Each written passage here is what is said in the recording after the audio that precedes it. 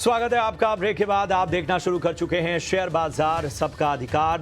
मैं और मेरी सहयोगी पूजा त्रिपाठी अगले कुछ मिनट आपके तमाम सवालों का एक्सपर्ट्स के जरिए समाधान देने की कोशिश करेंगे। लेकिन सबसे पहले अपना सवाल आपको हम तक पहुंचाना कैसा है वो जान लीजिए।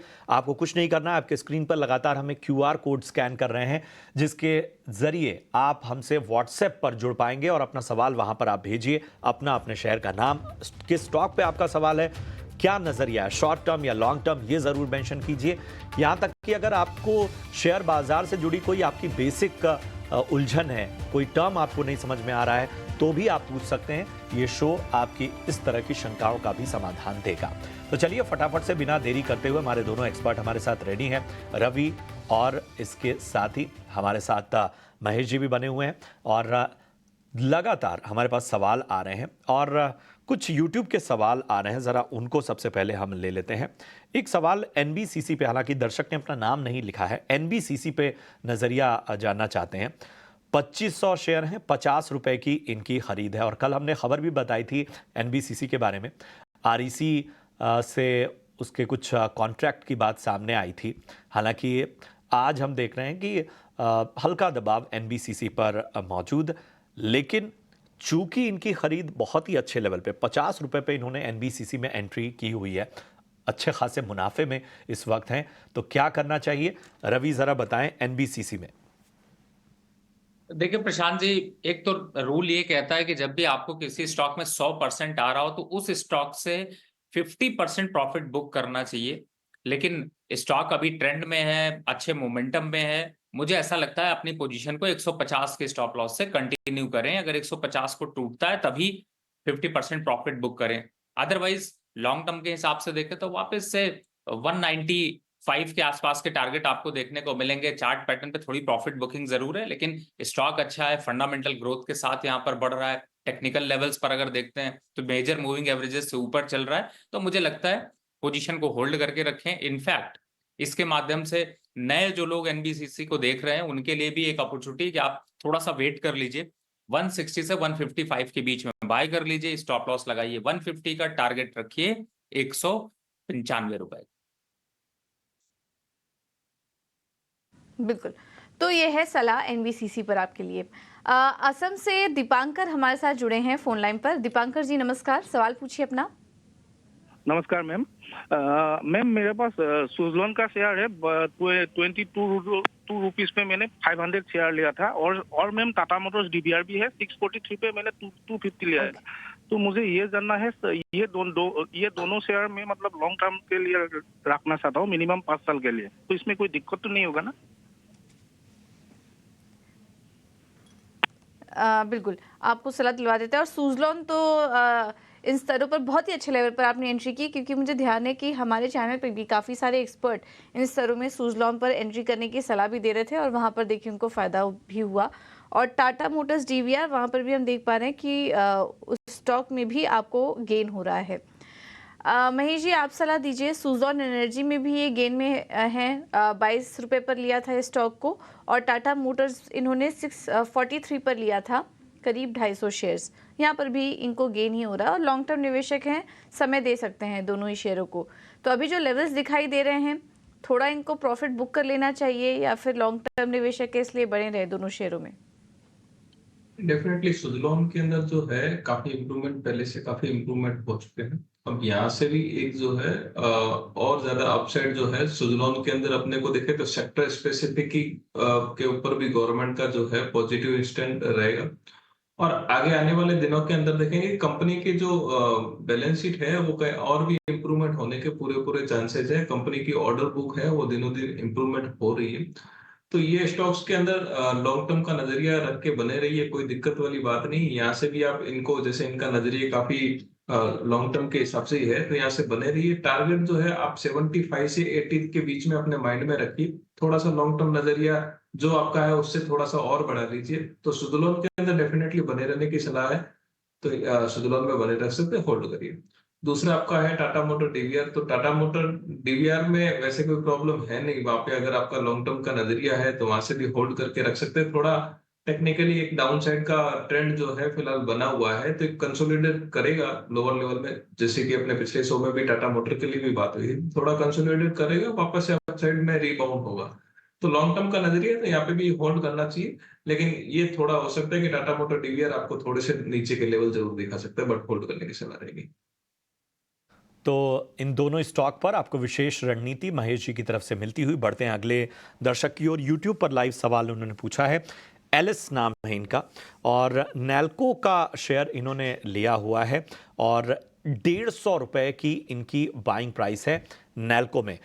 50 शेयर इनके पास हैं और पूछ रहे हैं कि आगे कहां तक जा सकता है। अच्छे लेवल पे एंट्री की है, 150 की खरीदी है इनकी और इस वक्त स्टॉक हम देख रहे हैं कि 190 के करीब पहुंचता हुआ। बताएं रवि, नैल्को पे क्या राय बन रही है? आप नैल्को पे अक्सर बुलिश रहे हैं, इनकी जो बाइंग प्राइस है वो भी 150 की है, अच्छे लेवल पे एंट्री की हुई है, आगे कौन से बड़े लक्ष्य हासिल हो सकते हैं? देखिए फिलहाल तो पूरा का पूरा जो मार्केट है वो थोड़ा सा कंसोलिडेशन जोन में है, लेकिन फिर भी यहाँ पर नेशनल एल्युमिनियम काफी अग्रेसिव है और मुझे ऐसा लगता है कि लॉन्ग टर्म के हिसाब से अगर किसी को रखना है तो पोजीशन काफी अच्छे लेवल्स पर है। इनफैक्ट अगर बाइंग के पॉइंट ऑफ व्यू से देखते हैं तो मुझे लगता है कि थोड़ा सा शायद और करेक्शन के बाद यहाँ पे बाइंग मोमेंटम ज्यादा इनिशिएट होगा, यानी कि 180 और 185 के बीच में बाइंग मोमेंटम बढ़ सकता है। जहां तक टारगेट की बात करें तो पहला टारगेट 210 रुपए का, और अगर लॉन्ग टर्म टारगेट यहाँ पर रखते हैं और थोड़ा सा लक्ष्य जो है वो 3 साल का नजरिया हो, तो मुझे लगता है कि काफी अच्छे रिटर्न्स इस स्टॉक में मिल सकते हैं। तो अभी मुझे लगता है काफी वैल्यूएशन वाइज देखते हैं या फिर चार्ट पे अगर देखते हो तो काफी अट्रैक्शन लेवल पर मिल रहा है, मुझे लगता है जरूर लेना चाहिए। और टारगेट 210 का रखें पहला, 210 के बाद प्रशांत जी को वापस याद कीजिए, तंग कीजिए, फिर से पूछिए कि कहां पर अगला टारगेट होगा, तो आपको इन्फॉर्मेशन मिलेगी। ठीक है, तो 210 तक के लेवल्स आ सकते हैं नैल्को पर। अगला सवाल भी यूट्यूब पर काफ़ी सारे हमें दर्शक लाइव भेज रहे हैं। शोभा जी ने सवाल भेजा है, कोल इंडिया पर 471 पर इन्होंने लिया हुआ था, 100 शेयर्स हैं और नज़रिया इनका केवल 1 महीने का ही है, हल्के नुकसान में है इस वक्त इस शेयर पर। महेश जी, क्या सलाह होगी आपकी? कोल इंडिया पर 1 महीने का ही व्यू है, क्या करना चाहिए? नेक्स्ट टारगेट्स क्या देख रहे हैं आप? आज तो 1% नीचे स्टॉक कारोबार कर रहा है। डेफिनेटली कोल इंडिया के अंदर 1 महीने का व्यू है, तो इनके भाव से वापस तो ऊपर आने के पूरे चांसेस बने हुए हैं। एक स्टॉप लॉस सजेस्ट करूंगा 458 का टारगेट, 490 485 से 490 तक के टारगेट जो है इसमें आने वाले टाइम में बन सकते हैं। थोड़ा सा डाउनसाइड स्टॉक्स में है जरूर, लेकिन ये गवर्नमेंट स्टॉक्स है, इसके अंदर वापस से अभी बजट एक्सपेक्टेड है, तो वापस से रिबाउंड एक्सपेक्टेड है। कोल इंडिया हो गया, एनटीपीसी हो गया, ये वापस से रिबाउंड होने के पूरे पूरे चांसेस है और यहाँ से वापस ये अपसाइड दिखा सकता है, तो यहाँ से होल्ड करने की सलाह रहेगी। एक स्टॉप लॉस जो सजेस्ट किया है उसको फॉलो करिए। है कोल इंडिया पर राय आपको मिलती हुई। बढ़ते हैं आगे और एक अहम खबर की ओर बढ़ते हैं। क्या पीवीआर आइनॉक्स के लिए मुश्किलें बढ़ सकती हैं? क्योंकि Q1 में अब तक बॉक्स ऑफिस कलेक्शन 10 तिमाही में सबसे कम रहा है। खास डिटेल्स के साथ मेरे सहयोगी सौमित सरकार जुड़ चुके हैं। जी सौमित, बताएं, बहुत बड़ी ब्लॉकबस्टर्स नहीं हुई हैं और आगे किस तरह की रणनीति नजर आ रही है? फिलहाल क्या ट्रेंड्स कह रहे हैं? पिक्चर अभी अगर आप देखेंगे तो थोड़ी बहुत खराबी चल रही है। अगर ईयर टू डेट बेसिस पर अगर आप देखेंगे तो शेयर प्राइस भी करीब 20% नीचे है और इसके पीछे का मेन रीज़न यही है कि जो ग्रॉस बॉक्स ऑफिस कलेक्शन रहा है वो काफ़ी वीक रहा है पीवीआर के लिए। इनफैक्ट फर्स्ट क्वार्टर का जो बॉक्स ऑफिस कलेक्शन है वो करीब 1400 करोड़ के आसपास है, जो कि लोएस्ट है पिछले 10 क्वार्टर में। इनफैक्ट अगर आप देखेंगे तो इसका जो पीक था Q2 FY24 में करीब 3200 करोड़ का, उसके सामने अगर आप देखेंगे तो लिटरली नंबर हाफ हो चुका है। अब ये वीक क्यों रहा फर्स्ट क्वार्टर में? क्योंकि हीट वेव होने के कारण फुटफॉल्स कम थे। उसी के साथ अगर आप देखेंगे तो सेकंड लॉन्गेस्ट इलेक्शन पीरियड था, करीब 50 दिन का इलेक्शन पीरियड था, उसमें भी फुटफॉल्स कम होने को देखने मिले हैं। क्रिकेट का सीजन था, IPL था, T20 वर्ल्ड कप चल रहा है और क्रिकेट इतना पॉपुलर स्पोर्ट्स होने के कारण हमेशा हमने पास में भी देखा है कि जो फुटफॉल्स रहते हैं क्रिकेट के समय थिएटर्स में कम ही होते हैं। उसके साथ कंटेंट पाइपलाइन जो था वो भी थोड़ा बहुत वीकेज था। इन कारणों की वजह से अगर आप देखेंगे तो पीवीआर आइनॉक्स का जो बॉक्स ऑफिस कलेक्शन था वो लोएस्ट निकला है फर्स्ट क्वार्टर में पिछले 10 क्वार्टर में। बट आउटलुक कैसा है? आउटलुक काफ़ी स्ट्रांग है। इनफैक्ट अगर आप देखेंगे तो काफ़ी सारे बिग रिलीजेस लाइंड अप है, नॉट ओनली इंडिया के साइड से बट ऑल्सो हॉलीवुड के साइड से। काल की जो अभी रिलीज़ होने वाली है इस हफ्ते, इस मूवी से अलोन अगर आप देखेंगे तो जो ओपनिंग डे का बॉक्स ऑफिस कलेक्शन एक्सपेक्टेड है वो करीब 100 करोड़ का है। उसके साथ अगर आप देखेंगे तो दूसरे काफ़ी सारे मूवीज़ आ रहे हैं जैसे कि इंडियन 2, सरफिरा, वेदा, खेल खेल में, स्ट्रीट 2, सारे बड़े मूवीज़ है।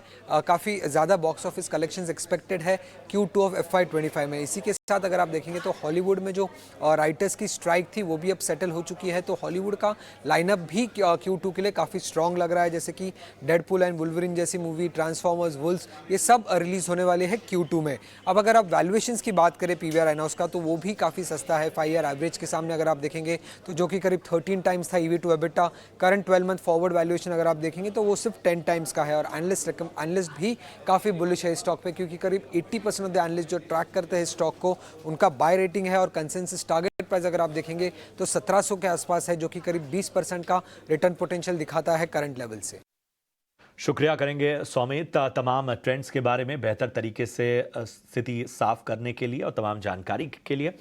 और महेश जी, मैं आपके पास आना चाहूँगा। PVR आइनॉक्स आज हालांकि हम स्टॉक में एक मोमेंटम ज़रूर देख रहे हैं, लेकिन जिस तरह से बहुत बड़ी ब्लॉकबस्टर इस साल नसीब नहीं हुई हैं जनवरी के बाद से अब तक अगर हम देखें, और अब चूंकि कल की रिलीज़ हो रही है और बहुत सारी और भी फिल्में रिलीज़ हो रही हैं, फिलहाल यहाँ से कैसा लग रहा है ये स्टॉक आपको?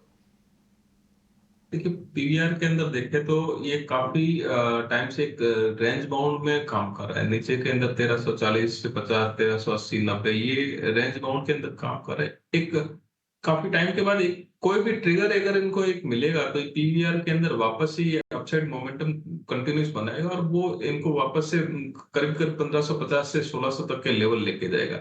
बट फिलहाल वैसा कोई ट्रिगर इनको मिला नहीं है, तो एक रेंज बाउंड कारोबार है और वैल्यूएशन ऑलरेडी डाउन किए हुए हैं इन्होंने अपने। पीवीआर के वैल्यूएशन वैसे कोई हाई लेवल पे है नहीं, बट जब तक इनको ट्रिगर नहीं मिलता है तब तक इसके अंदर एक साइडवेज का मोमेंटम रहेगा। जैसे ही इसके अंदर ट्रिगर मिलेगा तो इसके अंदर एक वापस से फास्ट मोमेंटम देखने को मिलेगा।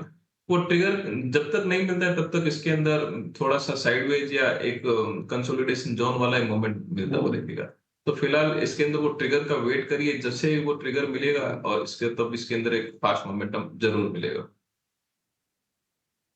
तो ये है नज़रिया। उस ट्रिगर का इंतज़ार PVR को हो सकता है कल की वो ट्रिगर हो सकता है, स्त्री वो ट्रिगर हो सकता है, और में कहा दम, सरफिरा और बड़ी बड़ी रिलीजेस वो ट्रिगर बन सकती हैं। तो यहाँ पर वेट एंड वॉच की रणनीति। महेश जी और इसके साथ ही रवि, आप दोनों का बहुत बहुत धन्यवाद हमारी इस चर्चा में शामिल होने के लिए, हमारे निवेशकों का मार्गदर्शन करने के लिए। तो फिलहाल मुझे और मेरी सहयोगी पूजा त्रिपाठी को आप इजाज़त दे सकते हैं शेयर बाजार सबका अधिकार में।